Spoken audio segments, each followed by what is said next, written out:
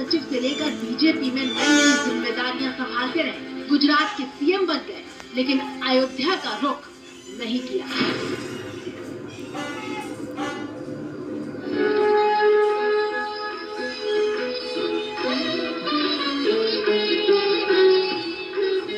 श्री राम लला के दर्शन और उसके बाद राजा राम का अभिषेक, ये सौभाग्य राम जी की कृपा से ही मिलता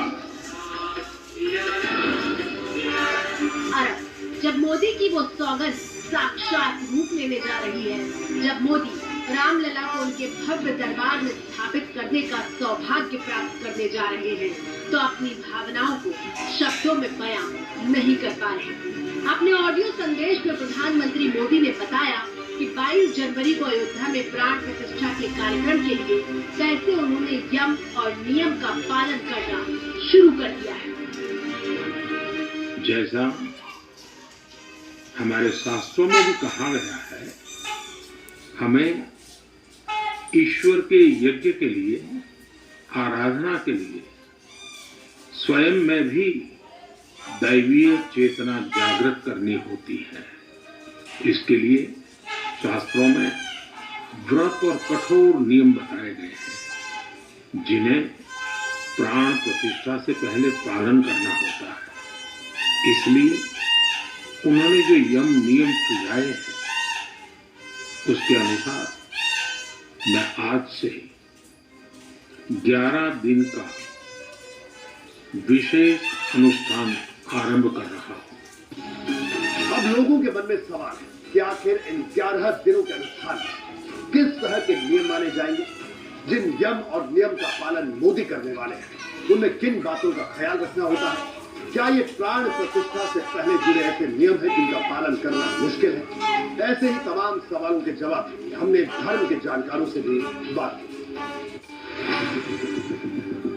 तस्वीरें साल 2019 की है, जब केदारनाथ धाम की रुद्रप्रयाग गुफा में मोदी को एक तपस्वी की तरह देश ने ध्यान लगाते हुए देखा था। ये गुफा केदारनाथ धाम से करीब 1 किलोमीटर ऊपर है, लेकिन ये तो उस वक्त की तस्वीर है जब मोदी देश के प्रधानमंत्री के तौर पर केदारनाथ धाम की एक गुफा में मौजूद थे।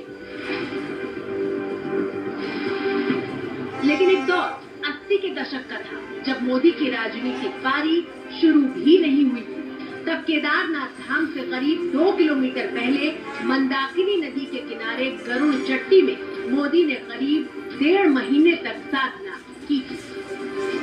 उस दौर में मोदी गरुड़ चट्टी से बाबा केदार के दर्शन के लिए जाया करते थे। मोदी के उस दौर की बात आज इसलिए क्योंकि प्रधानमंत्री मोदी शुरू से ही योग और साधना से जुड़े हुए हैं। जैसे 11 दिन के अनुष्ठान की बात आज प्रधानमंत्री मोदी के लिए हो रही है, उनमें से ज्यादातर बातें वो अपनी दैनिक दिनचर्या में ही करते हैं। मोदी ब्रह्म मुहूर्त में जागते हैं, साधना करते हैं। 11 दिन के अनुष्ठान में सात्विक आहार का नियम है और मोदी सात्विक आहार खाते हैं। प्रधानमंत्री जी योगी भी है, प्रधानमंत्री जी साधक भी है और प्रधानमंत्री जी अंतःकरण से साधु भी है। इसलिए प्रधानमंत्री जी देश के अलग अलग धर्माचार्यों से, अनेकानेक धर्माचार्यों से संबंध रखते हैं और प्रधानमंत्री जी का लगभग सभी धर्माचार्यों से संबंध है, संपर्क है। उसको ध्यान में रखते